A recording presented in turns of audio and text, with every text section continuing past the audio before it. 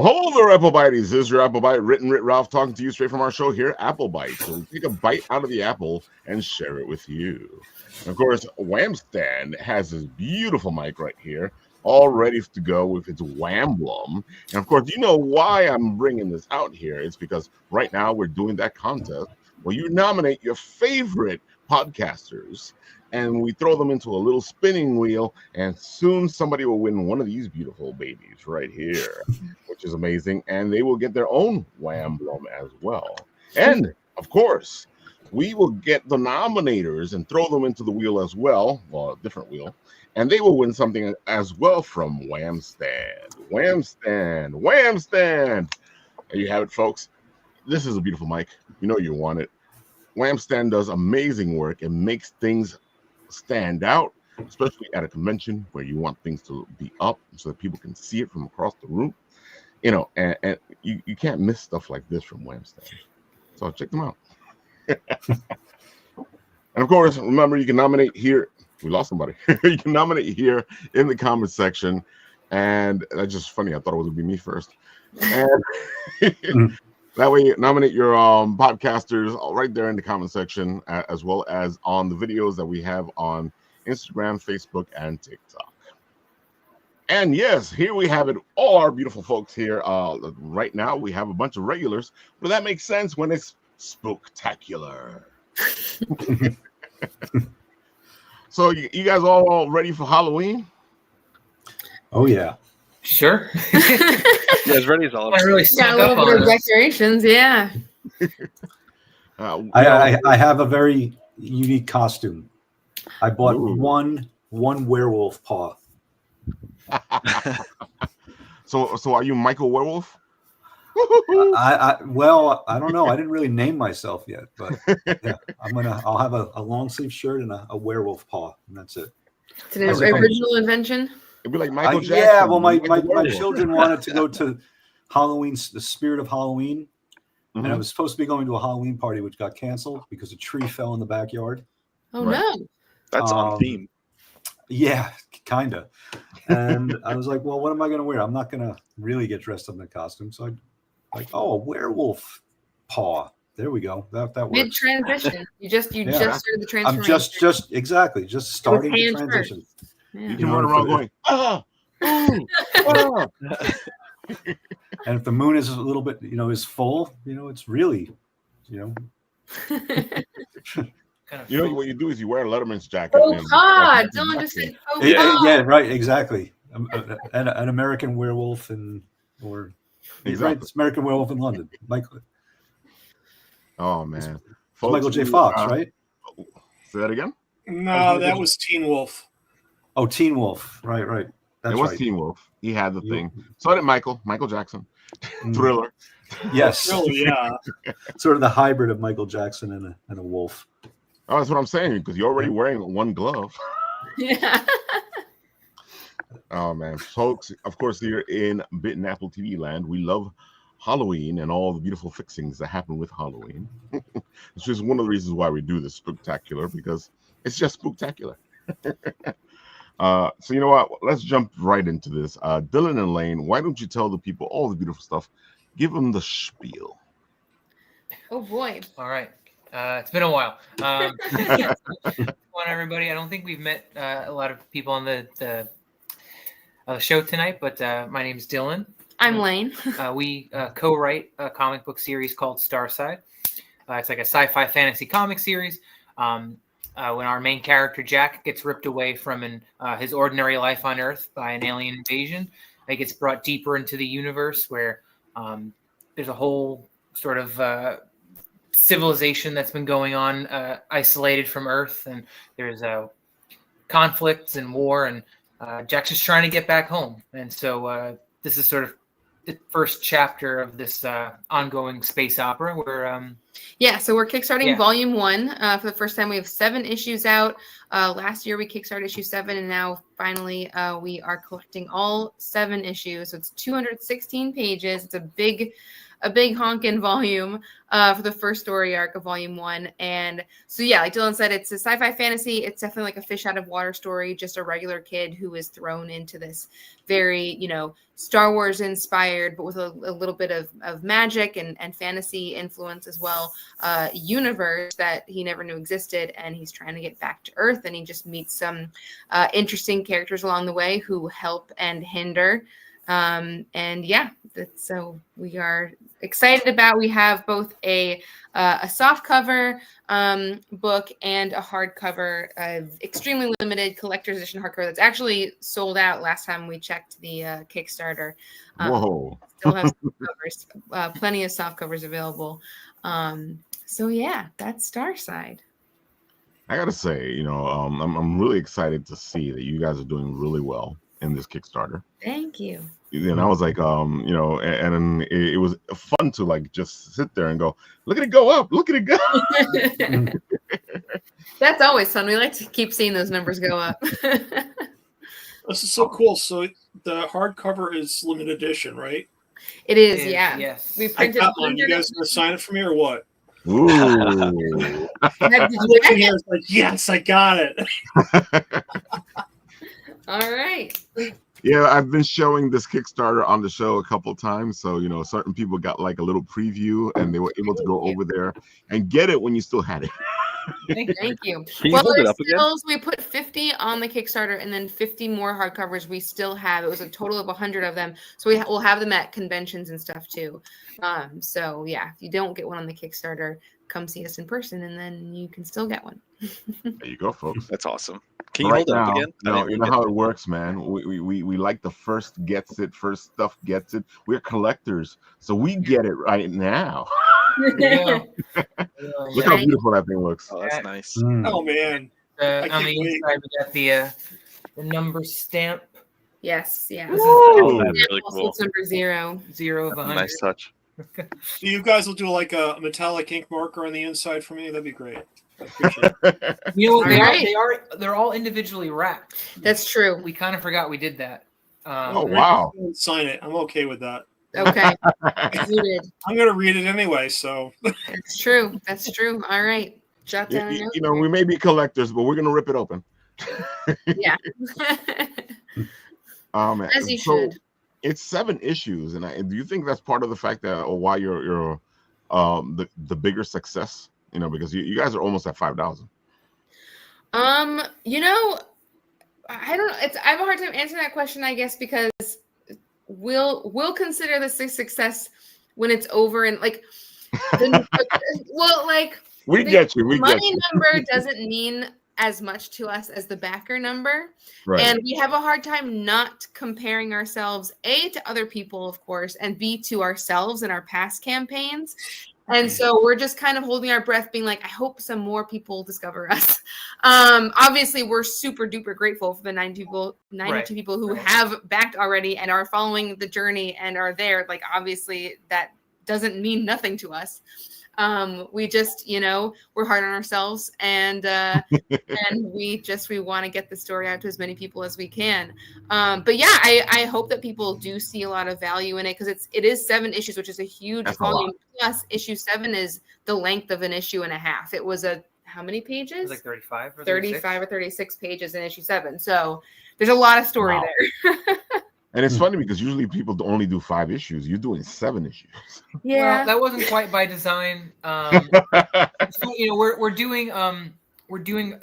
Everybody who backs it will get an audio commentary, and so as we've been kind of going through each issue, we just did the one for issue 4, which is sort of a spiritual end for. Yeah, we absolutely could have ended volume 1 there, but where we kind of knew the rest of this arc, so to speak, ended.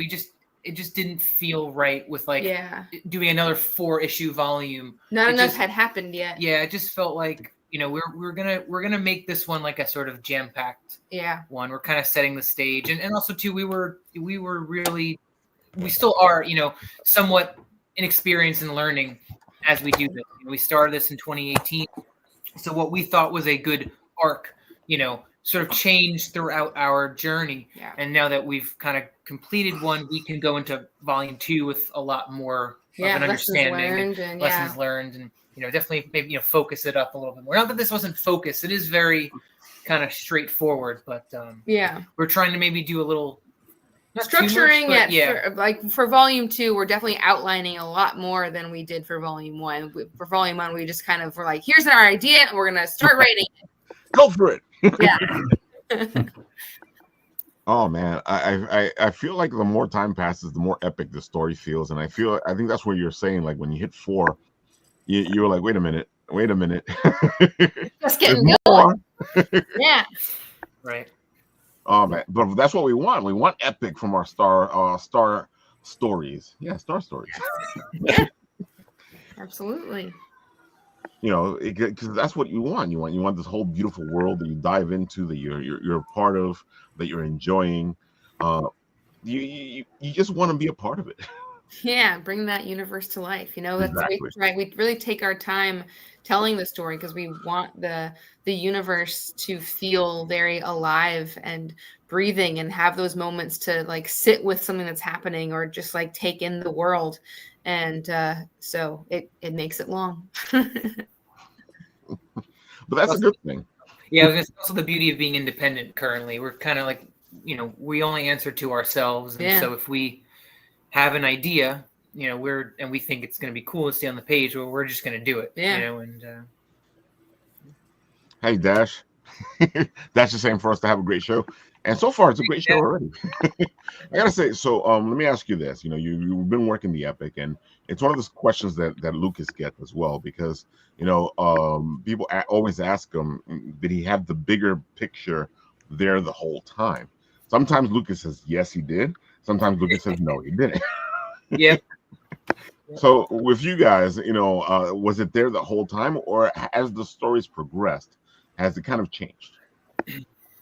We have like big, I call tentpole moments, I guess you can call them, scattered throughout. Not as much in volume 1 as much as we have like for the rest of the story. We definitely like knew where it was heading and where the story was going to end before we started. Yeah, just volume 1, I think, had a lot more.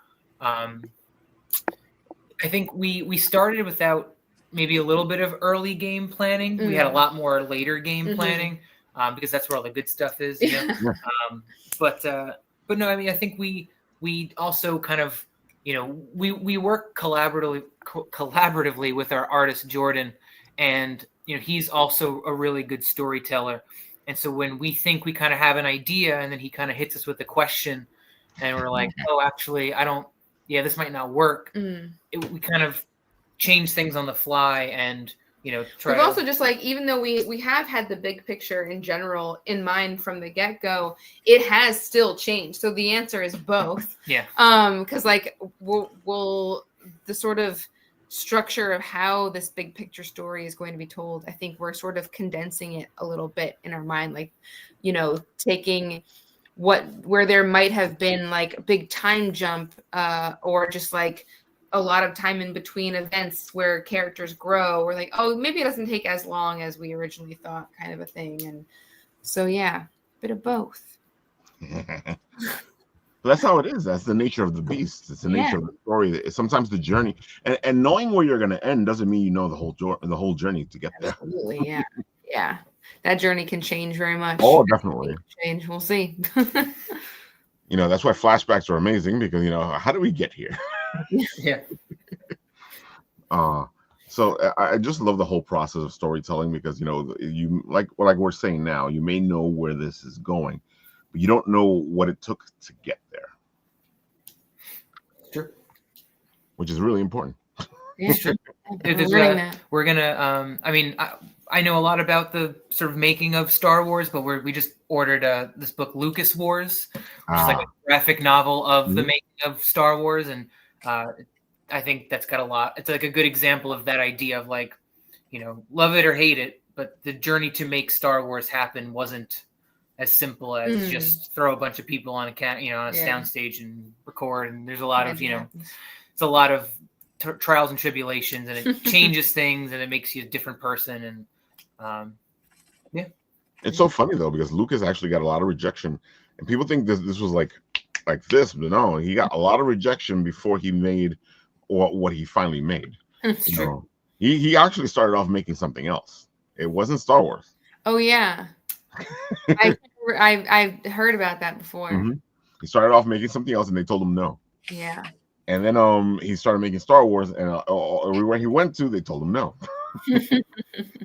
Finally, he was able to get it all together and get it done. It's the journey of the story is in many places, as well as getting to where you got to go. Yeah, whenever people seem like an overnight success, it never is the case. I always hate when people think that. Yeah. It's such a nice reminder that there's always a ton of work before, whatever goal you are reaching for, you hit it, I like to remind that of people, because sometimes they kind of knock themselves out because they oh my God, they did this, they did that, it was an overnight success. And I'm like, no, it was a journey to get there. Yeah. You'll have your own journey. So if you've stumbled a couple of times, that's okay. That happens. Yeah, and we learn. Yeah, we move forward, folks. We keep moving forward. So I've put the link into the comment section there, because I don't want to hear, Ralph, you didn't put the link in the comment section, so I'm not going to go look for it. Right there. See it. So folks, go check it out. We'll bring them back. We'll bring up the whole thing again near the conclusion of the show, so we can remind you, because I know you people are forgetful. Attention spans aren't what they used to be. Oh no, at all. So Jay, you have some interesting new news, especially because I've been watching the Instagram. Yeah, you've been posting all these beautiful cards. Yeah, I mean, the last month has just been wild. So we, for all of you who don't know who I am Jay, and I co-created a game called HitPoint. It's a card-based combat and tabletop RPG. In addition to cards, it uses dice, actions, reactions, weapons, and armor.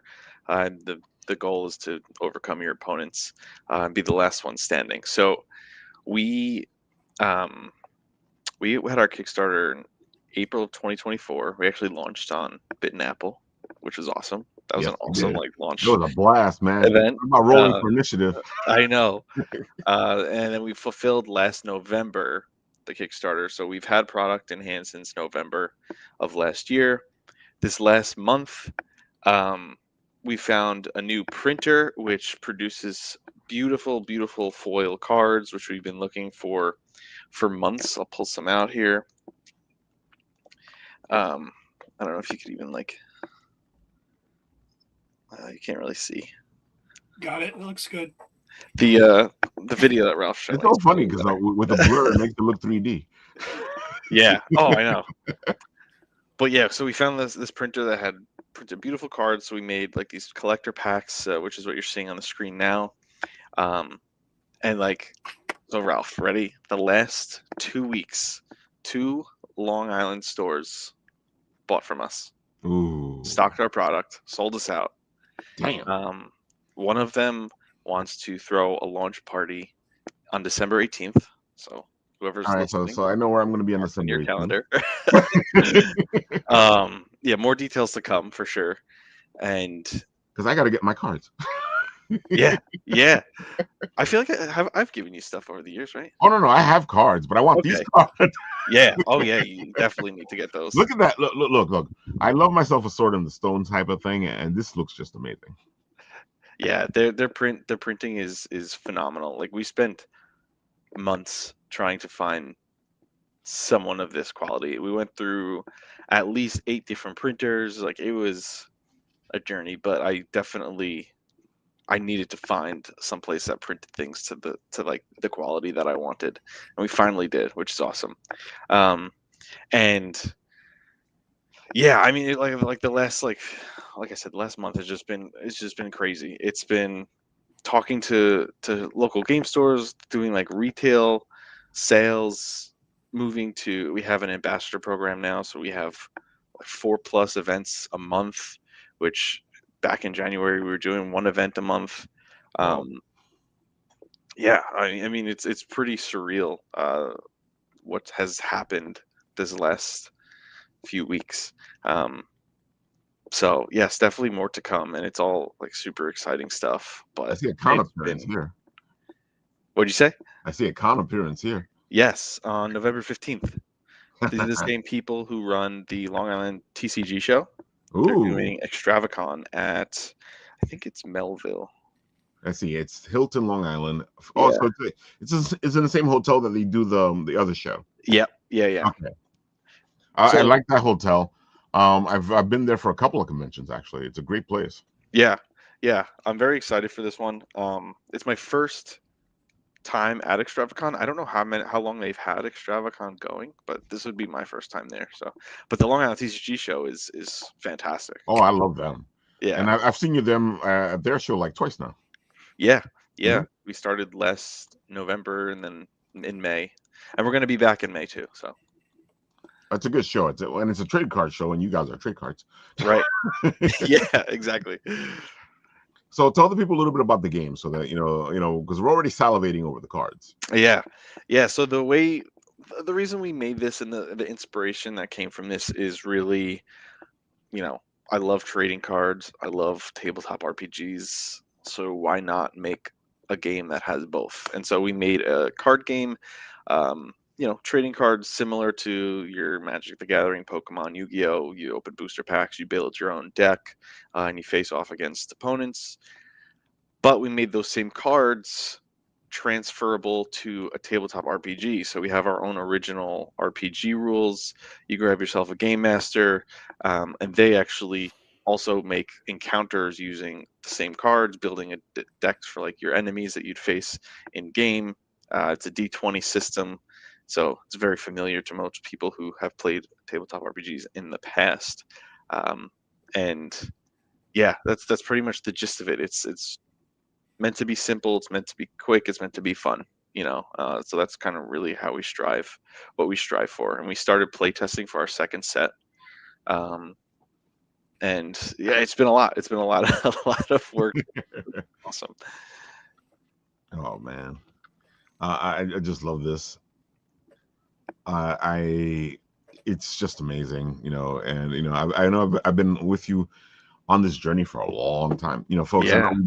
we've been doing this for 10 years, but I love the story. I met you over at Hudson Yards because you were doing this event that was on the Mhm. outside, and me and Kadama just happened to be passing by, and I'm Yeah. like, hey, dude, that guy's doing something with D&D over there, and I love the boxes. The boxes were amazing. Yeah.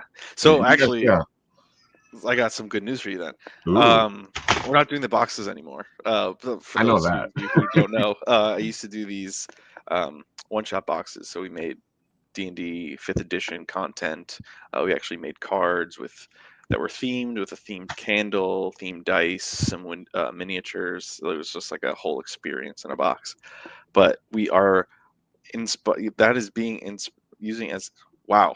I know We're words using that sometimes. Don't as worry. inspiration for our new starter decks. So our starter decks are going to be, those themed boxes for our classes, and they're going to have colored dice. You obviously have the deck, like a little like lore and backstory postcard with some information like on the class in our world.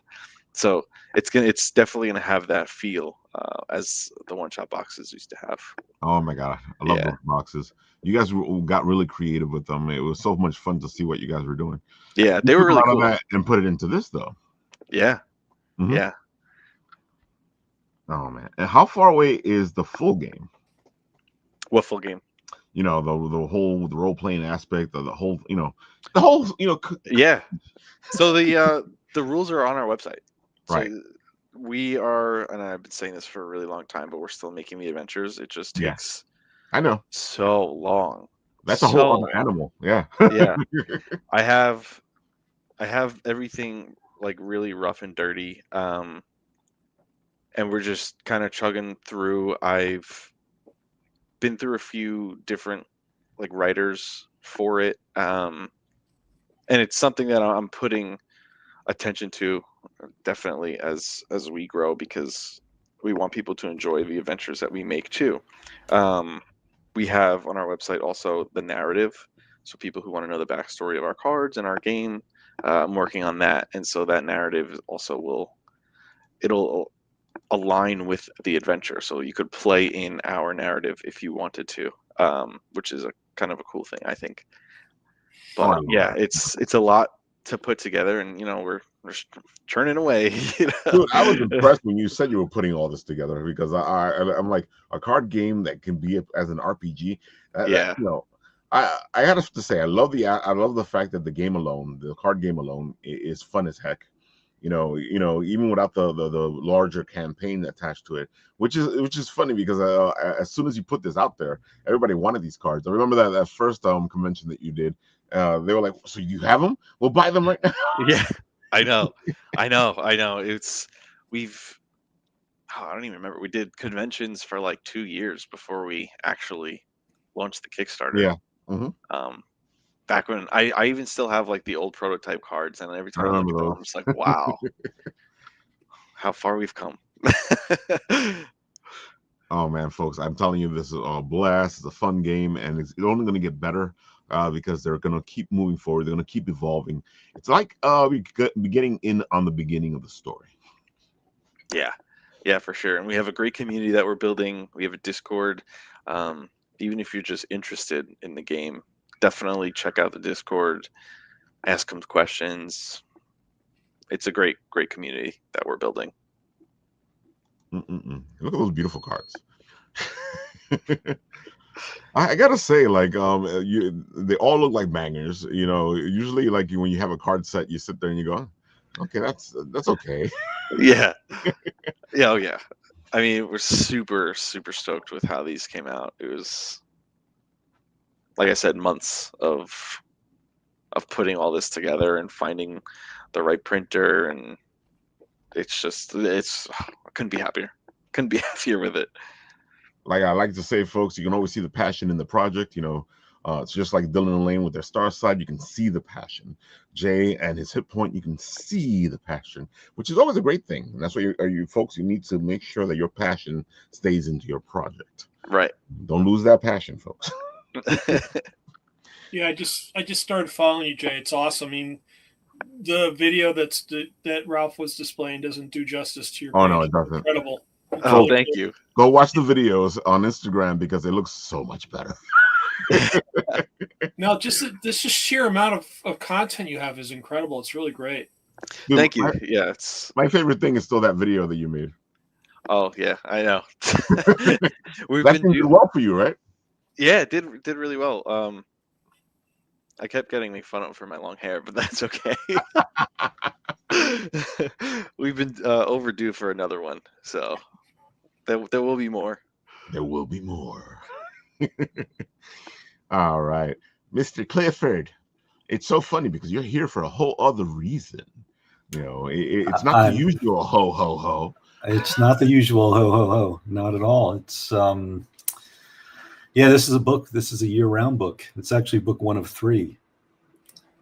So it just got released last on the 17th. Oh, that's right. You told me it was like right there, coming right up. Coming right up. Yeah, it's through a very small publisher, 4 books a year. Called Flat Soul Studio, and he calls it Tempest Books. So it's actually Dream Girl. She's the magical girl in book 1, but she has her own book in book 2. So that's actually, these are my photos that I sort of attached to. Wow. Yeah. Thank you. Yeah. So I guess I chose this little excerpt because it kind of deals with some of the themes. There's the cover, and I think that I sent you some video too, right, Ralph? I think I do have, but I'm on your Instagram right now, so I think you have it on your Instagram, right? It is on the Instagram. There is the Instagram. All right, let's see. If you go, that's my photos too. The one over there. Actually, this one is a trailer with a skull. This one right here. Yeah, that one.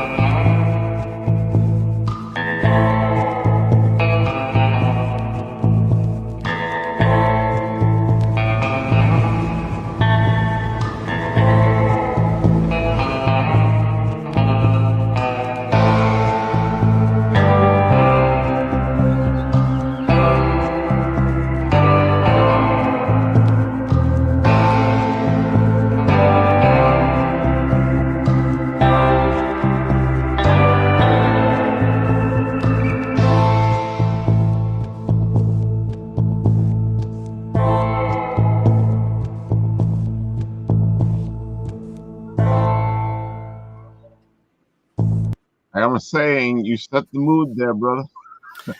There's some Halloweeny stuff for you, right? Am Am I allowed to say? Am I allowed to say weenie? Yeah, of course. Okay, all right, just checking. You said no cursing. Weenie's like borderline. Well, it all depends on the weenie. That this is true. This is true. I love the cowboy feel to the music as well. Yeah, I think it's called swamp, like swamp music or something. It just seemed to kind of go because the story takes place in Florida and in South Florida, so that's all the palm trees, and then like that card. You can't really see it there, but I lived in South Florida, and I was always sort of just captivated by that moon, the moon over Miami thing, and so it's like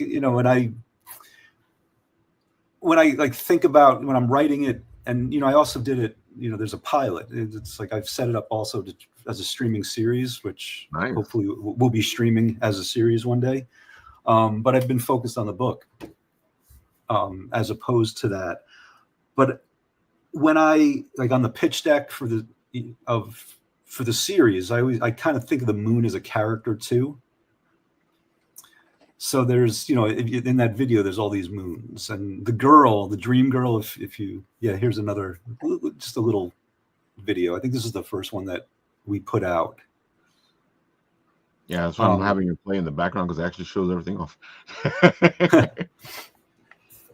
Yeah, I think that was the first thing we put out when he put my publisher Blake, my son's Blake, and the publisher is Blake too.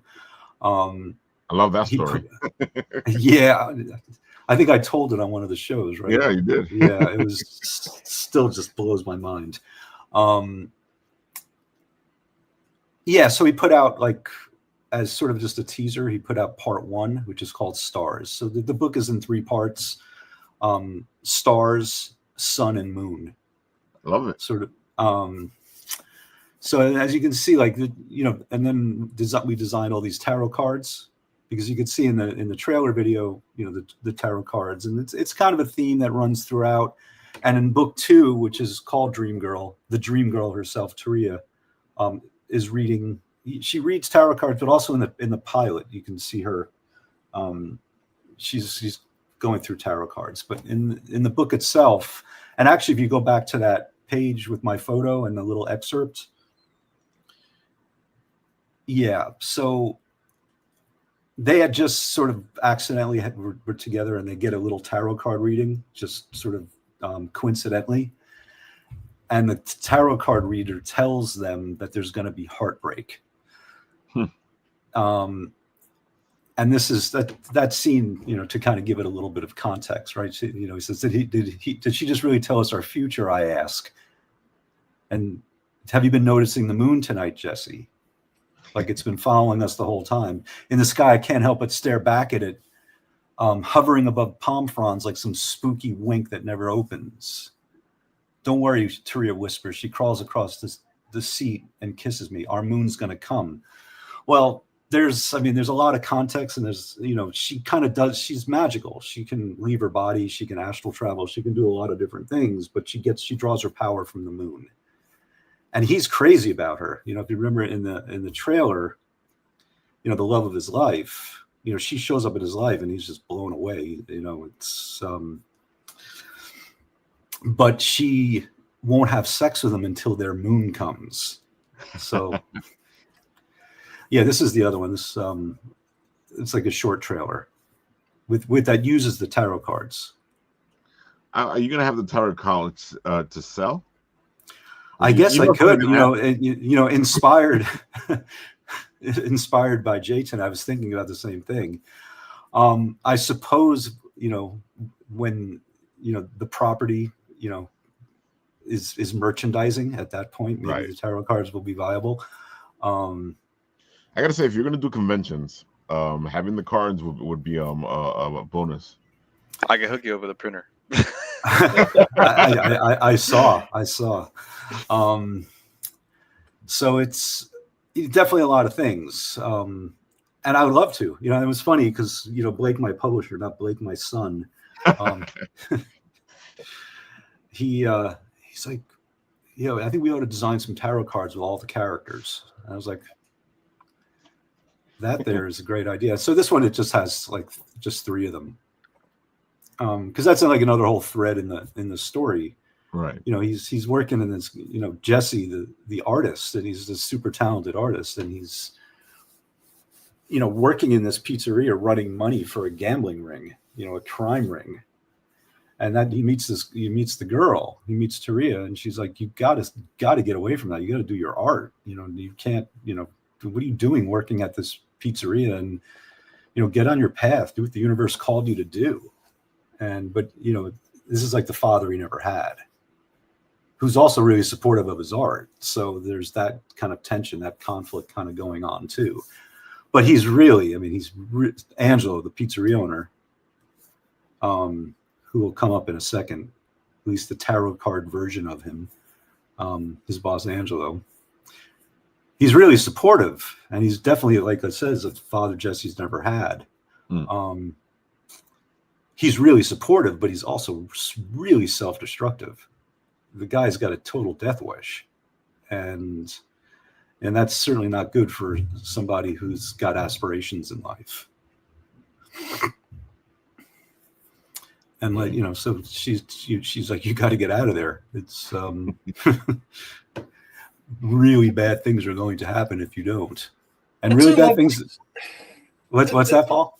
That's what I love about your stories, Cliff. With the whole Santa Claus, I think you get the trilogy right, and you got this. Your layering of the story is just amazing. There's so many different things happening at one time. Is just really, really cool stuff. I just love it. It's awesome. Thank you, Paul. I appreciate it. Well, eventually there'll be a 3rd Santa Claus book. We know that one already. Yeah, the elves. It's funny. I was kind of, it's very funny, just because I'm about to start marketing them again, because it's like 'tis the season, and I'm thinking about which ones I'm going to post. We're about to have Evan come back for Christmas. Exactly. So I'm like, okay, which ones am I going to post? And I love the one where Santa's getting the rectal exam. You could probably find that on Instagram right now. But I was thinking about like rephrasing the because I think it says now on it, like it's starting to feel a lot like Christmas. Like where's it's right there, yeah, like right down that one. But I was kind of thinking of playing on the line. He's getting checked twice. Oh, God. That's awful. Oh my God. I am dead. That's so funny. Are you naughty or nice? Exactly. He's making his list, and he's gotten checked twice, and so I'm going to repurpose these now. And then there's always the reindeer, and then there's this one's from Mrs. Claus, the one where she's Oh, you got to see the reindeer. That's right. Yeah, this one's the reindeer. Here we go. And you can actually send me the Christmas cards. Yeah, there's Christmas cards on the site. I think there's music on this one. Can you? Sure. Hold on. This one's funny. Yeah. Let it get back to the beginning. Yeah. That's why everybody's dancing. Oh, and this one, the little girl. Boom. It's a Christmas.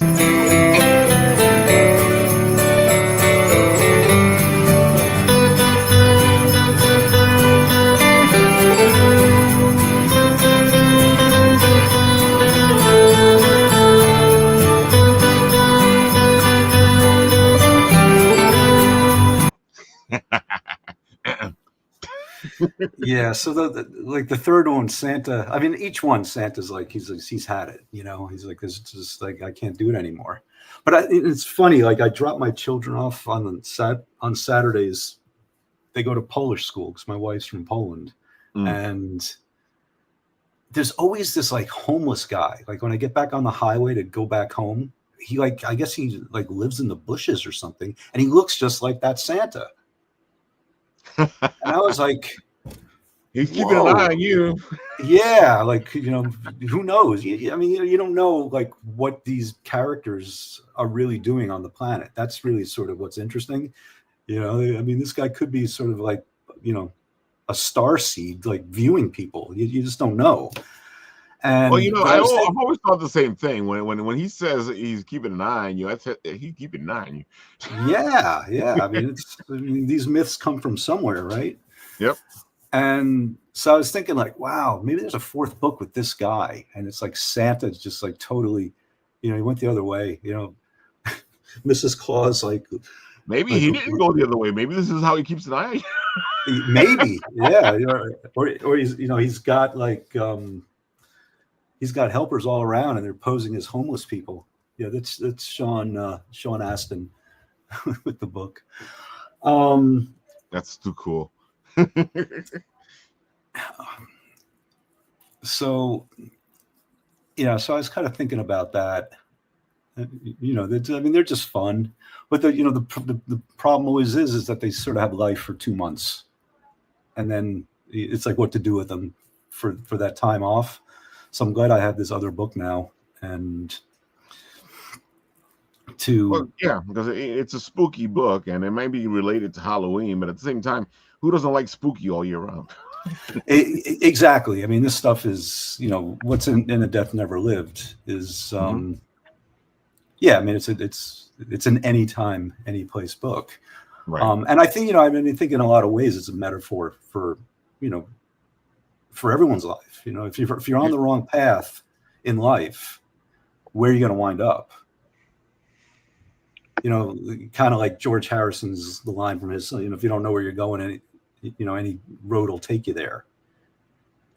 And this is so the metaphor, but also he meets this girl who she leaves and breaks his heart, but she's in the background manipulating his destiny, to make sure he's going in the right place. So there's kind of that, like, what path are we on in life? But who are the people that direct us onto those paths? So it's kind of a metaphor for that. We all sort of have our mentors, our angels. Ralph, you and I, we've talked a lot of Joseph Campbell, right? Who are our allies? Exactly. Yeah, and who's the mentor? I think Dylan and Lane, you guys were talking in your stories, right? The Star Wars, it's a Joseph Campbell book basically, and who are Luke's allies? And who are his enemies. So it's so there's a lot of that kind of going on in the book too, but it's got that whole otherworldly thing going on because she's a real powerful being, and she can enter dreams. That's why she's Dream Girl. I mean, she's Dream Girl literally because she's the girl of his dreams, but she comes from his dreams. He's dreaming about her and making art of her, and then she manifests. So all that kind of stuff is happening in this new book, which is one of 3. She's the second one. Third one, I have no idea. And if I think about it too much, I get stressed out. I said it's available, right, Cliff? It's available now, yeah. Where is it available? On Amazon. Oh, cool. Yeah, Excellent. it's right there, and it's I think he put it. I think it's at Barnes and Noble's also. We can pull up. Let's see. Here.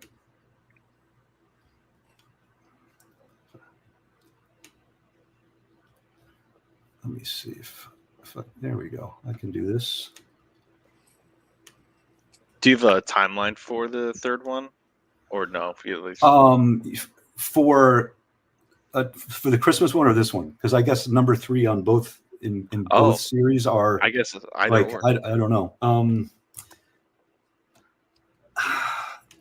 No, he's always kind of. Here's the link in the private chat, Ralph. I don't know where he went, but I'm kind of like maybe a third of the way through the second book. There we go. Thank you, Ralph.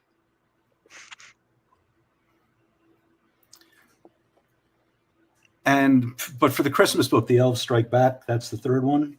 It's just not illustrated.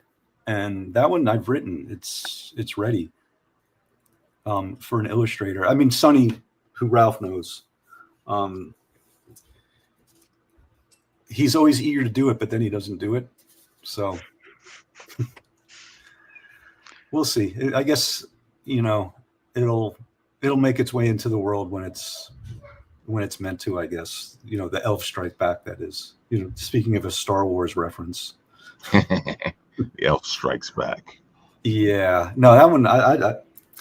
But now, like I was saying, I was thinking about the the Santa who's homeless, and That sounds like a whole other story. A whole Should other be a part. spin-off. Yeah. Spin-off. Episode 4. Yeah, exactly. Episode 4. Exactly. Santa's homeless. And then he comes back because like in 3, I think Ralph, you know this, right? Because there's a couple of pictures of it that he did. He's just so beside himself with like the way Christmas is gone, and he fires all the elves and. That's right. I forget he showed me. Oh, you guys have shown me a couple of bits and pieces from book 3. Yeah, I think it's on Instagram. There's like one picture, and he turns into Krampus, and the elves show up at his house, and they're like, yeah, I think they're like yelling at him. We liked you better when you were a mushroom shaman. I think because right there's like these myths from, I think from like Siberia, that with the flying reindeer and like the Amarita what's those mushrooms, the red and white mushrooms. So there's this whole there's like some of these Christmas stories are kind of related to psychedelics. It's kind of crazy. So I kind of stole that line, like with one of the elves yell at him, and like, we liked you better when you were a mushroom shaman. So on that note, Cliff, I want to ask all you guys, because we talk a lot about writing and stuff here and creating. How do you start off with your lore? Where does your lore start? Do you start with lore, or do I start with? That's an amazing question. Do I start? No, because I don't know. I just think my antenna is just always up, and where can I squeeze it in? Because I didn't start with like, okay, he's a mushroom shaman. It was like I was probably like listening to a podcast or something. Like maybe like Aubrey Marcus or something, one of these podcasts where they talk about like ayahuasca and, mushroom, things like that and whatever, or something. Maybe I don't know, something like that. Cause I like to read about this stuff and listen to it. And I was like, oh, and there was like this guy talking about like all of this stuff and like what they were doing. I mean, this is crazy. Like this lore that you're talking about, Ralph, like that myth about Santa, it's really about psychedelics and that those red and white mushrooms were just like they would feed the like the way to use them to facilitate the hallucinogens in those mushrooms. They had to feed them to reindeer and then drink the reindeer pee, urine. And that's, it's crazy. And then sounded like they're doing shrooms when they came up with that. But it sounds wild, right? But there's you can look it up. The mythology is there, like out in Siberia. I don't doubt it, but that makes sense. And they're in Siberia. That makes sense. Yeah, and then somehow something to do with the yurts. They're like living in yurts, and there's the chimney, and then when they're hallucinating, the reindeers are flying and all this. So that's. I was listening to it one day, and I was like, and it was probably around the time I was writing the elves, and it was like that line came. So you ask about where the lore comes from. I don't know. I think I'm attuned to it, and I read and listen to a lot of weird stuff. Aliens and and. I would say the same thing. As writers, if anybody ever looked at our Google history search, exactly. I'll be in trouble. And for example, like it's Halloween. Like I love. I don't know if you guys have heard of her, Dolores Cannon. Yeah. She was was a hypnotist, like one of the original practitioners of developing this hypnotism for like past life regressions, and she was like channeling aliens and all this crazy stuff. And in one of her books, she's like talking about like walk-ins where a being like walks in and like takes over the spirit of another being. And it's like, okay, well, that's pretty wild stuff. But then I went, I got little children, and trust me, I was probably the only one in the theater thinking this. We went to see the Stitch movie, the live action one. Yeah. You guys did you see that movie? I haven't seen it yet. I know what you're talking. I already know what you're. And there's a walk-in. The two guys are like they're the gay lovers, and then the aliens walk into their bodies and take over their bodies. And I'm thinking like, I can't even believe there's a walk-in in the Stitch movie. So this is stuff. This is stuff that's like in the Dolores Cannon books. I want to say that the fact is that, folks, most mythologies have truth in them, and it's a good that you know this. Dylan and Lane, how does it go for you guys with the lore? Well, it totally depends on the story for us, because actually, as you're talking about that, my immediate thought was our next project that we have been working on, that we've been pitching to publishers, and we're going to hopefully start writing the script for soon, which is completely different from Starside. And we've probably talked about it with you before. Oh, it's me, It's the devil himself. It's a Victorian thriller, and the idea came from a real urban legend in the Victorian era in London. And then we kind of like turned it into a real thing with like roots in the history of that area and like what was going on with like the Industrial Revolution and things like that. And so like the lore definitely came first with that, because we heard about this urban legend and then we sort of built the story from the lore.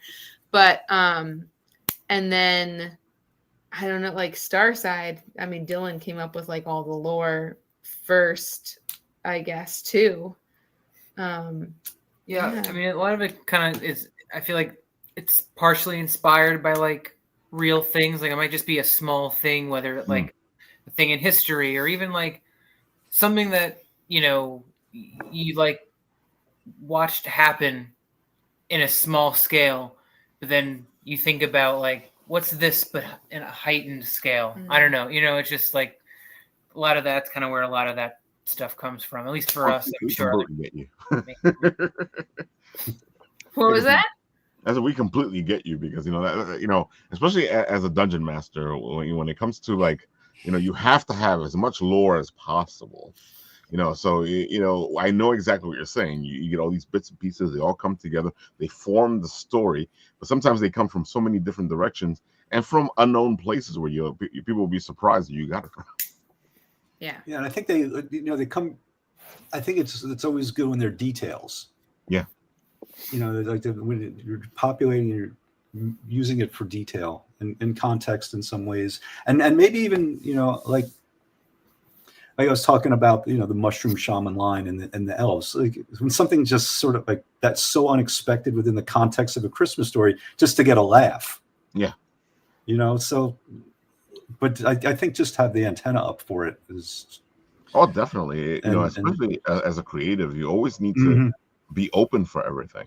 And exactly. Jay, I wanted to ask because you got that dungeon master background, and this is a lot of lore you created for a card game. Yeah. Some people probably be like, "What?" But if you've never played Magic the Gathering, I know. So how about you, Jay? Where does your lore come from? I honestly cannot even take credit for the lore. My partner Jeff has been doing the lore since day one. I will say though, from my DMing days, I don't know. Like I just find something and it just kind of piles on from there, and then it's like, oh, that'd be cool if this happens. Like there was one campaign that I made, for the last D&D campaign I ever ran, actually, and that was like 3-4 years ago. It was around this whole thing about like the depraved, and it was almost like kind of like zombies, but instead of like undead, it was more just like rabid, like rabies and like just vicious. And I honestly don't even know where I got that from. I probably saw something. I probably saw like some like budget horror movie and was like, oh, that would be cool to play in. So I don't know about you, but Old Yeller freaked me out, Jay. So lore is amazing because it comes from everywhere. Yeah, for sure. As a dungeon master. Yeah, but yeah, no, my partner Jeff does all the lore for HitPoint, so I can't even take credit for that. But when you guys were doing the boxes, you were doing some of the lore for the boxes, right? Yeah, that's true. That's a good point. Because I know that this comes from one of the lores from one of the boxes that you didn't get to do. Yes, well, actually, okay, so Jeff did that lore. Right. So back when we were doing the boxes, we worked with different writers for each box, and they kind of gave us the that content and that lore for each story. And so right before we were going to do, so our first set here, our lore is the Corruption of Hosphere, and Hosphere is a forever autumn forest with a giant, like, massive world tree in the middle, and there's a corruption that's spreading.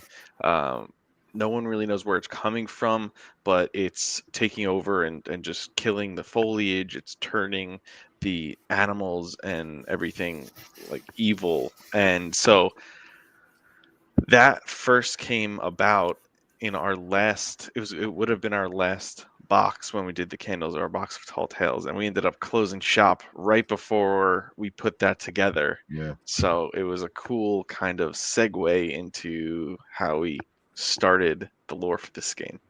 Lore! Lore is amazing, lore. folks. You make sure you keep your lore.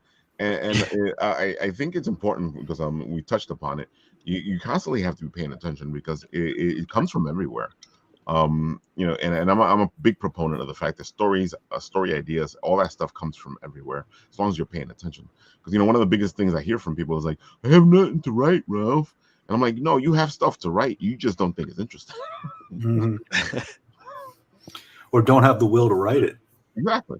Because that's the other thing. It's like, oh, how do I write, Ralph? You write. And then they go, why are you gatekeeping? I'm like, No. dude, just write. One of my original mentors said to me, we used to say all the days, like, rule 1, put your ass in the chair. That's it. Yeah. But people don't see it though. It's like because they feel like there's some secret that I'm keeping from them. Which is one of the reasons I started the written and the show, was because I got tired of trying to explain all that, and I was like, you know what, I'm gonna do some videos. You watch the videos, and that'll explain everything. If there's no secrets, folks, just write. Yeah. And then there's the other thing, which comes with and write it again. Yeah, with all creation, it's one thing that comes with it is the fact that if you don't do something, if you don't take that first step, you have nothing to critique. You have nothing to see where you're going. You don't know where you're going if you haven't been somewhere. Yeah, everything is iteration, Yeah, totally. You got to just get started. And really, that's you remind me of a friend of mine. He always used to say, "What's the hardest 2 words for any screenwriter to write?" Fade in. That is true. Yeah. And it's funny we're talking all this because history is an amazing thing. And Paul, why don't you tell the people what you do? Well, I wanted to add to the lore conversation. So I think when it comes to time enforcers, I'm finding so much in my research just through the historical figures that I'm seeing. It kind of writes itself. But the other thing I want to add was do everything that the Marvel Universe isn't doing. So I'm sick of the sacred timeline. That's 1. And then 2, I get so much lore from this show. It's unbelievable. Vin Deluxe was on earlier this summer, and he does the whole Brooklyn Kaiju event. And so that sparked me to come up with lore for episode 3. So I'm pretty excited about that. That was a huge plug to you, Ralph. You missed it. I didn't miss anything. I'm just being distracted. In all seriousness, Ralph had another guest on probably about 2 months ago, and they were talking about Native Americans, and he created a short film called Pow Wow. It's just like, it's so cool. I'm getting inspired for lore through this show, so that's why I hate to say it, I'm kind of serving two little purposes here. I like appearing on this show with Ralph. It's so much fun, but I'm really sucking ideas from it at the same time, so it's really cool. How dare you? Paul's antenna is always up. Yeah, you gotta be aware. You keep your Totally, ears to man. the ground and Totally. just never know where you're gonna find out information. It's so cool. Exactly, but that's exactly goes to what we were just talking about, is the fact that you constantly have to be paying attention, have to be because as writers, we are the studiers of humanity. We are the purveyors of history. We are the divers of all this stuff that comes together to form these stories, you know. And again, it's the whole place where it's coming from, where people go, I don't know where you pull it out from. You have to be curious. Like, you have to be asking questions in your mind. Like, so many of our story ideas came from just like, what if this? And then you just have to be, asking questions and wondering what if and imagining scenarios. Which is sad, because this world just doesn't want you to do any of that. It doesn't want you to, one of the worst things is as a kid, you're constantly being told not to be a dreamer, not to dream, not to, and they take away the dreaming, they take away the magic, they take away all that stuff, they take it away from you. Is it homework? It's like Uncle Buck, right? Where Uncle Buck goes to the school and like the kids there, and it's like the teacher's chastising her for being a dreamer and calls her a blasphemer. Oh, I love that movie. Sorry. That movie's good. That movie's solid. It's anything with John Candy is. oh my God, yeah. Have you guys seen the documentary? Not yet. No, I haven't seen it yet. Ryan Reynolds dove into that thing and got all those people together. I think he produced it, and it looks really good. But I love John Candy. I'm a big Spaceballs guy. I'm Mog. I'm half man, half dog. I think Uncle Buck's going to be in my top 10 of movies. That and Dirty Rotten Scoundrels. So, in terms of comedies, they're just so funny. Some Like It Hot. Now I'm digressing. Some Like It Hot is the greatest last line in any movie ever. Typo. Love that ending.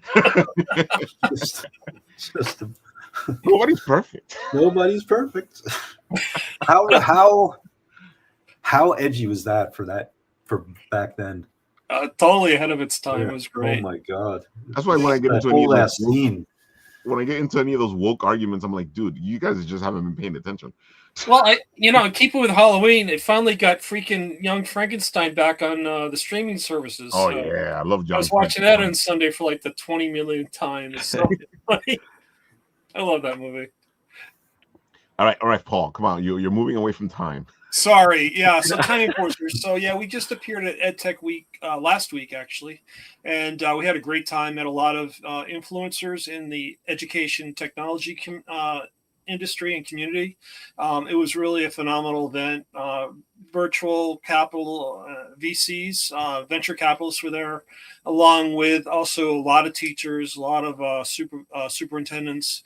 Had a great time. You could see on the table, we've actually developed a curriculum for Time Enforcers for 5th to 10th graders. It actually offers a mission booklet for the kids to go through, and what I call my back to basics education program. Everything's like going to AI now, but it's like everyone's in their phones or on their tablets. And I think we have to kind of take a step back and go back to basics and actually do journaling on a daily basis, not in your computer, but actually on pen and paper. And that's what that mission journal does. And don't get me wrong, the game is going to play into the curriculum as well, but it'll offer a no penalty quiz for kids to move through the whole process. And then, we have a full teacher's guide too, where we've developed a back end for the teachers. So it makes it as frictionless as possible for them to implement this program in their schools. So I'm pretty excited about it. Really got a great feedback. Almost everyone I talked to was a history teacher at one point in their life or not. And they just saw the real value in this because everything is STEM, which is important. But, I think the humanities are kind of getting left behind. And I think they're really important, especially nowadays where, people are making decisions and not really knowing the background in terms of, has this been around before or not? Is it really worthwhile? Is this a venture we want to go down? And history provides all that to us. It really highlights those individuals that did something extraordinary. And I'm finding it with every research that I do, and the characters I find and the people that lived and the cultures they lived in. They overcame a lot of diversity adversity, and they actually had to go about and do things differently to get things done right. So it's been a fascinating project for me. I love the fact that I'm going down this road even further, and it's getting more ingrained, and it's become a lot more fun. So as much work as it's been, it's just I really enjoy doing it.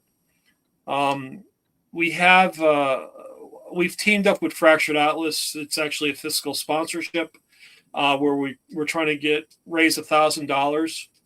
Once we raise $1,000 through Fractured Atlas, we'll be able to go after grants like through the National Endowment for the Humanities, which I think is pretty important in terms of getting those funds in. It'll help me, one, hire talent, but also expand the education project even further. And I want to do a couple shout outs, if I could, to people who've donated to the campaign from this show, which is great.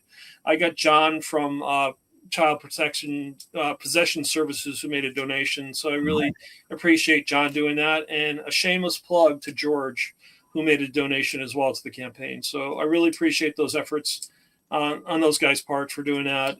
I just, again, it's just, this is a project that is, really warms my heart. It really makes it something that I want to do and really turn kids on to history. There's really no reason why you can't have fun, learning about history as you go through this. It's not a boring subject matter. Yeah, it is if you have to learn dates and all that kind of garbage, but it's really learning about the people and where they lived and what they did. And that's really more important than memorizing, what date the Roman Empire fell. It makes no sense. You'll never use it again. So it's kind of cool stuff in that regard. Yeah, folks, you got to check him out and you got to help out the professor because the professor needs help. Only you can help save time. Any donation, $1, $2, I don't care. I mean, I just want to spread the word. And, we do have like a Kickstarter set up through Fractured Atlas where if you make a monetary donation, I do offer some swag as well. So there's fair market values assigned to that, and you'll get some swag along with your donation, which I'm happy to provide. So it's all fun stuff. Well, just to sort of pick up on Paul, my children love the swag. They wear the shirts. We got the magnets on the refrigerator. Yeah, it's awesome stuff, right? I think Ralph's got a magnet too. Don't you have a magnet, Ralph? There we go. Detective Nico time. We actually have him. He's going to be posted on social media very soon. Created a video for him. It's really, and Ralph did the voiceover. It's totally fantastic. I love it. Such a cool thing. I feel like a detective. Yeah, you're Detective Nico time. Because when time bites, it bites back. Time bites. Time bites back. Too much fun. It's almost. I'm noir character, so this was just too much fun. Sounds great, and just like I found a great soundtrack for it, so I'll be posting that this week. I'm trying to get my head above water with everything else that's going on. So, well, you had like an interesting 2 weeks in a row where things were like all over the place. Yeah, I mean, I had EdTech Weeks last week, and next week I got the NJEA in Atlantic City. So that's a big teacher conference. I'll see how that goes. A couple days. You're starting to do what we were talking about, Paul. That's awesome. Mm-hmm. Yeah, that's great.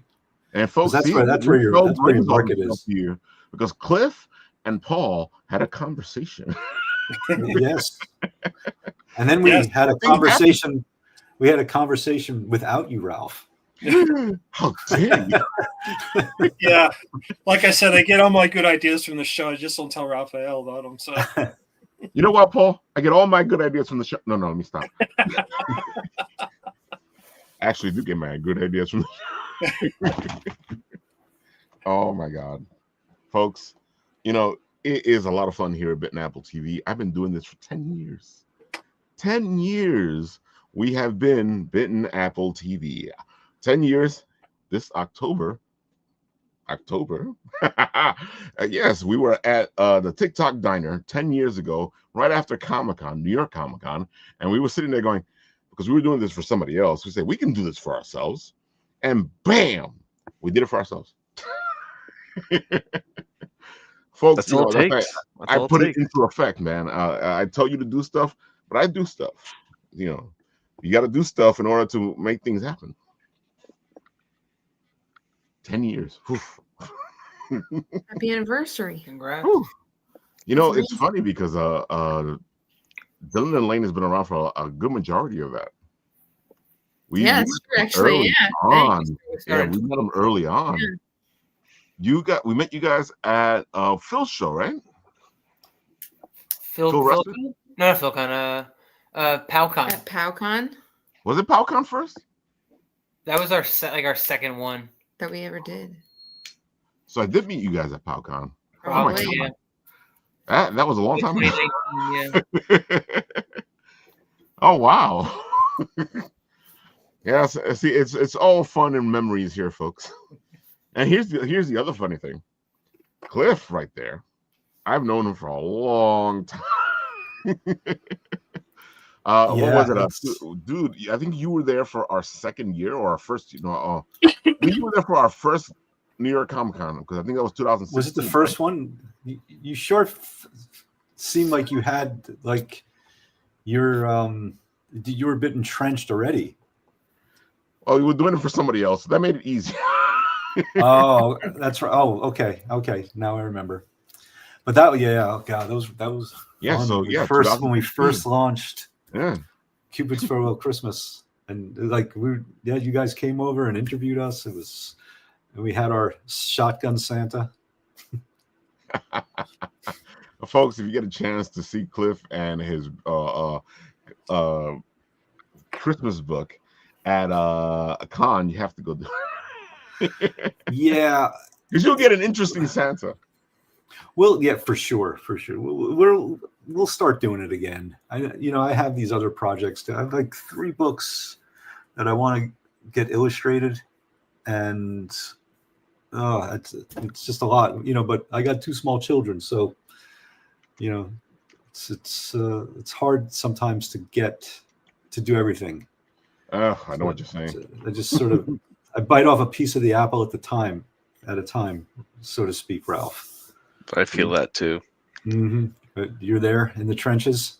Yeah. Well, that's why I don't really have a costume for Halloween this year. That's why I have a paw. That's why I have a paw. You lose track of time so easily. That's why I have Magnum PI. My daughter, she's going to be a chick because she loves ducks, and we couldn't find a duck costume, so I've defaulted to a rooster. So, well, my daughter's going to be 7, and she's all about the K-pop demon hunters. I can't lie, I am too. Yeah, she's gotten me. Yeah, she's gotten me on board, and my son, who he wants to be Jimmy Page, basically. But actually he's got a little Weird Al in him, so she'll play all the K-pop stuff, and he'll be changing the lyrics. nice. That's funny. Oh, we love doing that when we were kids. Oh my god, We still do it now. I still love doing it. Yeah. Oh man, yeah, of course I do it all the time. That's the secret. It's one of the great joys of life is changing the lyrics of songs, and Weird Al made an industry of it. So bless him for that. You guys see Weird? The Weird The Al Al story? Yankovic story.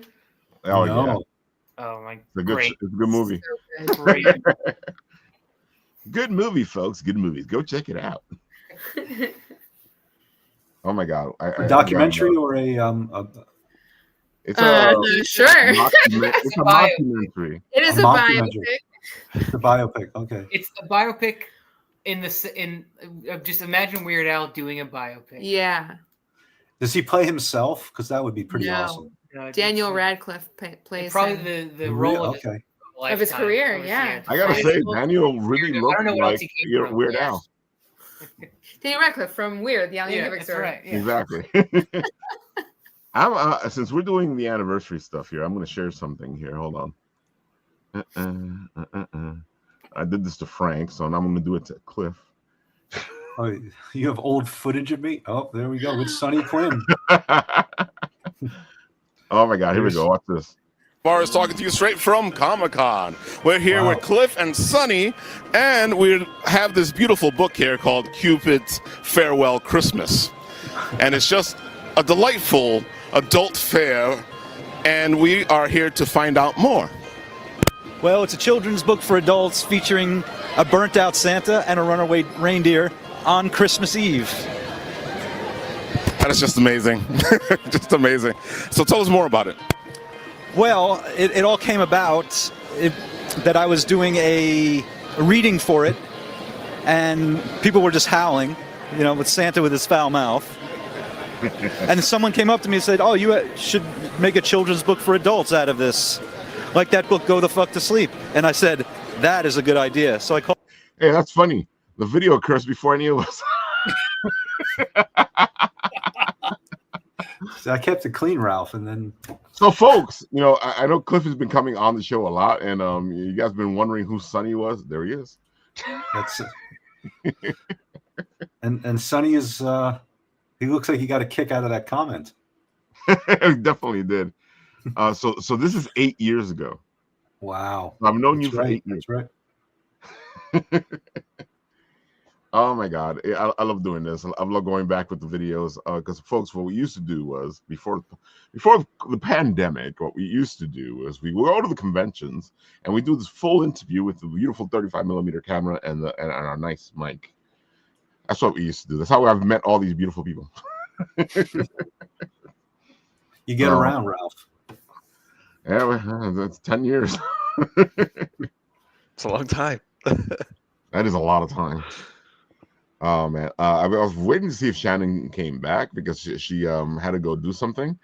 But she'll be here on Wednesday when we do the Spooktacular, which is this Wednesday on the Written Rent. We'll have the big Spooktacular, and it'll be all spooky and stuff. And some people might show up in costume. Who knows? We'll see what happens. Oh man. And of course, you saw a little bit of it before. Let me put this back up because you know what time it is, folks. It is time for. Do you know what time it is, Paul? Oh, shameless plug. Yes, folks, it's time for. I should know that by now. I don't know why it took so long. Sorry, synapses aren't firing quite yet. Our friend Jorge Medina has his Kickstarter going on right now. It's called The Shameless Plug. This guy is cute as a button. And ever since I found out that it was called The Shameless Plug, I've been doing shameless plugs. I think I already hit him up this episode already, Ralph. You kind of slowed it. It was funny. You said it, and I put up for a second, I put it up, and I know everybody was like, why is Ralph putting up this Kickstarter? Folks, go check it out. This is a fantastic book. And of course, him and his pal are doing a beautiful art swap type of thing because Forbidden is out at the same time. So go check both of them out. If you support both of them, you get a special art piece. Ooh, I should show it off. You get a special art piece from the artist of Forbidden and the creator of Forbidden, where he will do this. You gotta see this, and I'm about to show it off. Oh, this is with the cover again, right? Oh yeah, the cover is cool. Look at that. It's a mixture of Forbidden and the Shameless Plug. So, folks, as you can tell, I'm having way too much fun with this. And let's see. So there's Shameless Plug, Forbidden, Starside. I think. Oh, that's right. Our friend Charles W. Morgan, which you guys saw last week here on the show, is doing his live Kickstarter throw right now with Phil Russert on a different channel. So this should be live already. Let's find out. Yes, it is. I'm looking at it now. There it is, folks. He's at $140, 2 backers, 29 days to go. His show started at 8:30, so they probably just went live a little while ago. So go support this. This is fantastic. And you know what? I'm going to play the videotape. You might hear somebody you might know. Attack after attack on Triff and I has been difficult. Keeping Cutter and Cutter in the black has been difficult. Life is difficult. Staying alive is difficult. Detective work without Dalton has been difficult. Jabba's drug mafia syndicate has it out for us, and I'm in no mood to stop the investigation now, even though the chief of police has ordered us to stop. Jabba doesn't have the resources on his own to pull off a shipment of this scope. And Triff and I will find out who's bankrolling this operation. Even if it kills me, I'll do whatever it takes, no matter who it is.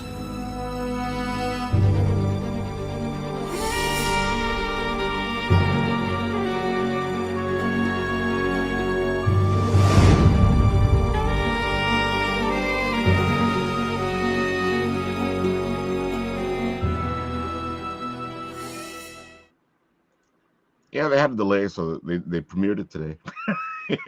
You saw the date at the end. That's the only reason I'm explaining that.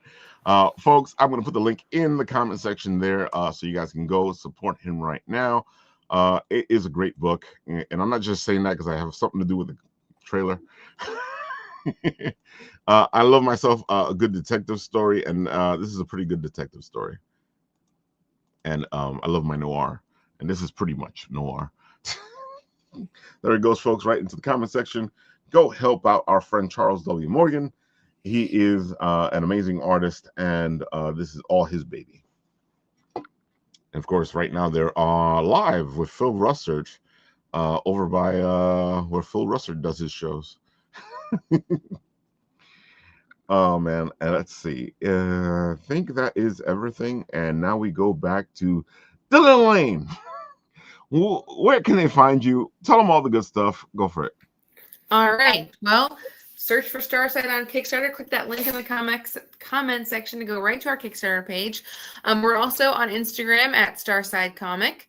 All one word, no dashes or anything. And StarsideComic.com is our website. Super simple, should be easy to find.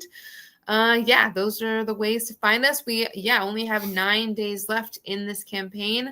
We want to finish it out strong. So go please check it out, and we hope you like it if you do.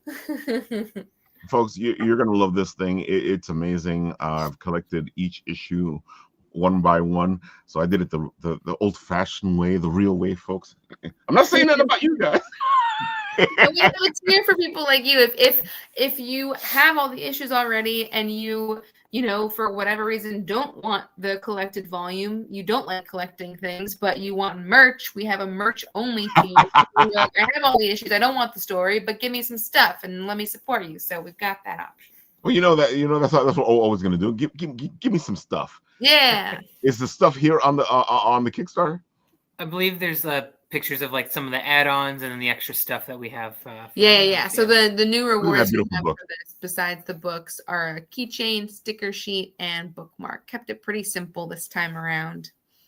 I mean, I got my beautiful pin from you guys. It's a very long time, so we just kind of thought the other stuff not as important, but we just wanted more simplistic rewards to kind of help us going with this. Sorry. Oh, look, a keychain. Yeah, I like it. There goes all the issue covers right there. Here they are. Oh, beautiful. There's the patch. A couple of patches still left over from previous campaigns. Here's my pride and joy. Us too. I love the symbol. It feels so sci-fi. I feel like it's like one of those marks of some imperial soldier or something. Yeah, totally, like a military pin on it. Oh, definitely. That's what it feels like when I put it on. That's what I'm like. Look at my blips. There is lore attached to the symbol, but true. Not revealed yet. Yeah. Ooh, there's lore and everything, man. That's right. That's what you want. You want lore for everything that you have. Come on. And folks, look at this stuff. It's just amazing. It's just beautiful. They really do dive into their lore. I love having conversations with Dylan and Lane at the conventions. We'll just geek out and start talking story and writing and all that stuff. That's why I love having them on the show. Being here. Oh my God, we've had so many great conversations, and it started off from the first time. That first time we got deep into like lore conversation, into writing conversation, into story conversation. Yeah, it's so fun to talk about. Folks. Goosebumps. Oh man. So let's see. Jay, go for it. Tell the people all the good stuff. Yeah. So you can find us at hitpointgame.com. From there, we have links to everything. We have Instagram at hitpointgame. Our Discord link is on there. All of our events are on there. I don't know who's local to Long Island, but definitely check out our events page if you want to come learn to play. We have a bunch of ambassadors and other people in the community that like to run things. So there's plenty to check out. And if, like I said before, if you're even just a little bit curious, join the Discord, ask some questions, make some friends. Yeah, that's pretty much it. All I gotta say, folks, is come at me. Come at me, bro. Yeah. Come get me. I got a special card. How do you find this stuff? I mean, it's like you pull this stuff out. It's like you have so much stuff. Where do you find it? Like instantly, you're like, "Oh, I got it here. Oh wait, I got this pin. Oh wait, Wait. This is a bag of tricks. Oh my God! it's like Cliff, a magician. go for It's it. like Tell let me pull them something else out of my head. Give me a second. Cliff, tell them the good news. Go for it. The good news. I think probably the best place to really explore the good news would be on the Instagram page. It's on the private chat. I put the new handle. You used to. You can certainly find the book on Amazon. I think he put it on Barnes and Noble as well.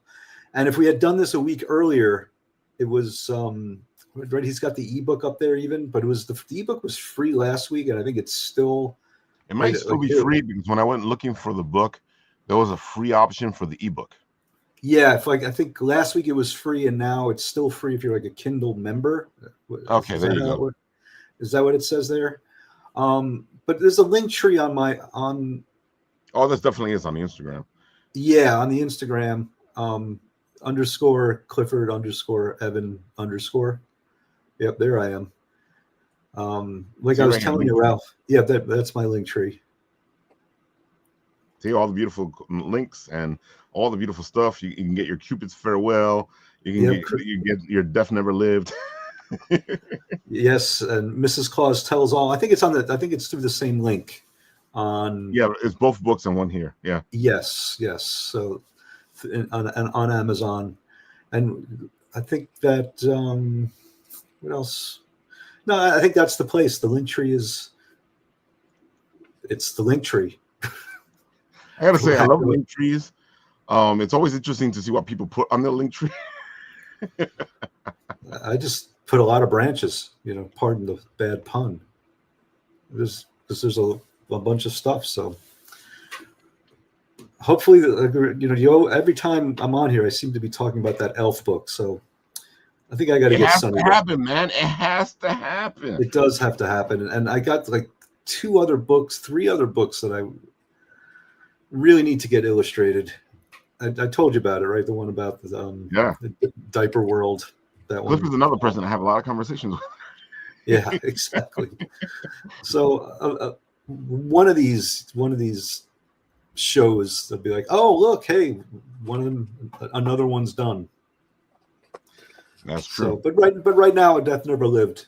It's got me occupied, and then to write Dream Girl, on the heels of it, because my publisher, he's like, "Well, gotta get that second book." So, I know how it is.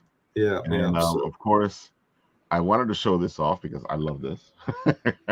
You guys love cute. This is the thing for you. You like D&D. This is the thing for you. You know what? I'm gonna let the video talk for itself. Hold on a second, because this is just something that you guys out there are gonna want to do and be a part of. Actually, let's see. Where the hell did I put that? There it goes.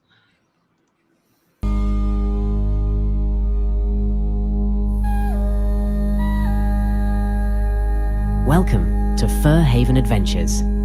Venture to the animal world of Aloria, where magic simmers beneath the surface and ancient legends echo through every land.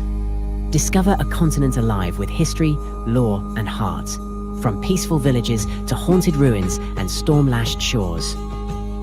Begin as younglings living on a humble farm in Daisy Shire, raised by your guardians Eridor and Elowin.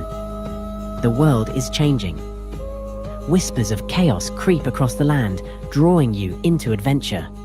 Along the way, you'll meet new friends and unlock powerful classes: Necromancer, Fire Dancer, Alchemist, Arcane Smith, and Blade Weaver. The Fur Haven Adventures campaign book is packed with 5 epic, interconnected quests.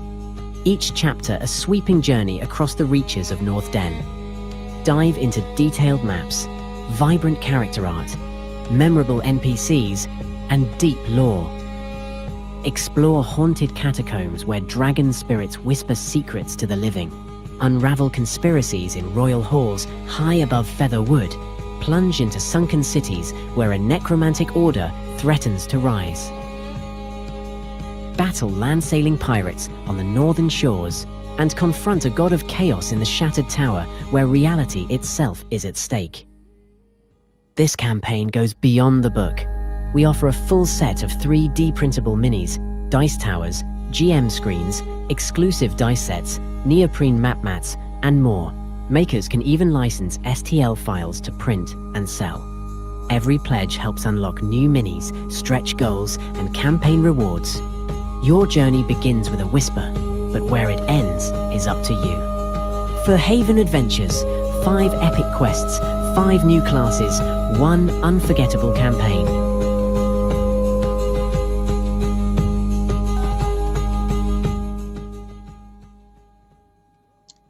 So I'm so happy. Last week I lost the video, but you guys, it's just great. If you want a beginning or beginner's campaign, Fate's End is one of those things, and these guys are cute as a button, folks. And we're gonna have them on the show soon to talk about all the beautiful stuff that they're doing. They're doing pretty well right now, but with these kind of campaigns, you need to make as much money as possible because it costs a lot of money to make this stuff. Yeah, I know Jay knows that. When you're making games, oh man, Jay, has it been that expensive for you guys? Because I know it's a lot of because you guys got the cards and the dice. How's that been for you guys? You're talking about in terms of the starter, bringing it all together, making it happen, because you know how putting all this stuff together and how much it really costs, and then how much you need to make. Yeah, well, it's weirdly, it's odd which things drive up the price. If say we talk about a booster box, booster box has the box with a bunch of booster packs in it, right? That box is the most expensive thing. The dice you could get cheap, the card printing is not expensive, but it's the box and the packaging that's so expensive. And from what you held up, that box looks like pretty high quality stuff. Oh yeah. And I could imagine that's a good chunk of it too. Does it have the inline foil and stuff like that too? I didn't get a the box doesn't have foil, but there's a bunch of stuff in that box. Yeah. Oh yeah. Some nice stuff in that box. Right. And then I'm sure that might have custom what do they call them? Inserts, to separate things and that's just the box. Wildly expensive. It's not even the book. Folks, it's a great game. We're gonna have them on the show. I'm actually considering doing a big D&D type of thing. Have a couple of the guys that we usually know and put them all together on one show and see what happens. Roll for initiative. Folks, I think that is everything for tonight.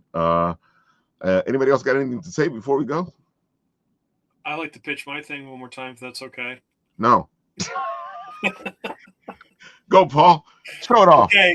So if you still want to get Time Enforcers Episode 1, you can find it on your app store. If you don't know which app store to go to, timeenforcers.com/get. We're all over social media at Time Enforcers. Really easy to find us. And then the last thing is Fractured Atlas. If you want to make a tax-deductible donation, you can take it off your taxes for next year. It's go.timeenforcers.com/FA. F as in Frank, A as in Anthony. So it should be good to go. Any donation would be greatly appreciated. Thanks. Folks, this is a great game right now. It's only $2 in the App Store. You want to play it. It is fantastic. And, of course, there's going to be so much stuff added to it. Believe me, I've been seeing a lot of behind-the-scenes stuff, and you want to be in on this right now. Episode 2 is looking really hot. I can't be so modest, but I'm really excited about Episode 2. Really cool. Especially if you guys like the game, the shooting game, 1941, you're gonna love this. Amelia Earhart goes to town. That's all I gotta say. Oh my God, folks! I'm happy to bring you all these beautiful people because I've considered them friends, and as you've seen, I've known them for a long time now. I think everybody here I've known for at least 4 or 5 years. I think Paul's the youngest guy. Yeah, I only been around a year and a half, so I'm pretty late. I learned long ago that if you're playing Final Fantasy, you gather the team and you keep them. So, Cliff, I'm waiting for my book on Monday. I ordered a copy from you, bud. Good to go. Oh, well, thank you. That next time you see you, sign it, all right? Anytime. And I'm waiting for my copies from my publisher. The last time I spoke to him last week, and he's like, "Well, I haven't really gotten the proofs yet." Like, but that was, I guess the 17th, but someone wrote me today and showed me a picture of it with it in her hand, and she's like, "It looks great." And okay, so it does exist. It's a good thing. It does exist. I mean, I see it digitally, and yeah, so yeah, it exists. So thank you, Paul, and to everyone out there in Bit and Apple land, would love to hear your comments and reviews are totally amazing. So I got to tell you, folks, maybe there's a Christmas book in your future if you write me a really nice review. I got to tell you, folks, I would reviews make are that important. Deal. Yeah, sure. As writers, as creators, we don't really get reviews. We either get I didn't like this or I love this, and nobody ever tells you anything. Oh, you want to hear something so funny just because we're on this and about reviews? Somebody didn't write a review, but made a comment about Mrs. Claus on Amazon. Uh-oh. I was like, did this guy even read the book? He's like, it seems like Mrs. Claus wants a divorce. I'm like, in what universe? She's like adores Santa and like saves Christmas and like is kissing him at the end. Like, what divorce? I'm like, dude, this is just, do you know how to read? And the book takes literally 7 minutes to read. So where did you close your eyes and miss something and to think that she wants a divorce? But I think a lot of people don't read anything. I feel like they make their opinion up and they don't even read a thing. Yeah, I mean that's factually incorrect. I will say that. That's I'll just leave it at that. Confirmed from the source. No divorce, Mrs. Claus. No divorce at all. I gotta update my wiki. Hold on, my fan wiki. I guess the last thing I will say is, of course, Shannon's not here right now. She will be here on Wednesday, but go check out Shannon and all the beautiful spooky things that Shannon does on Paraflix, because she is one of the hostess of Paraflix. And if you love ghost hunting and you love all that supernatural stuff like I do, and I miss all my supernatural hunting or ghost hunting shows because they all disappeared off the face of the earth, go check out Paraflix. It is a great streaming service where you can get all that beautiful stuff that you are missing because they don't give it on other channels anymore. Paraflix, with, of course, Shannon Michele Collins. And I think that is totally it. And on this show, when it ends, I press a button and this happens.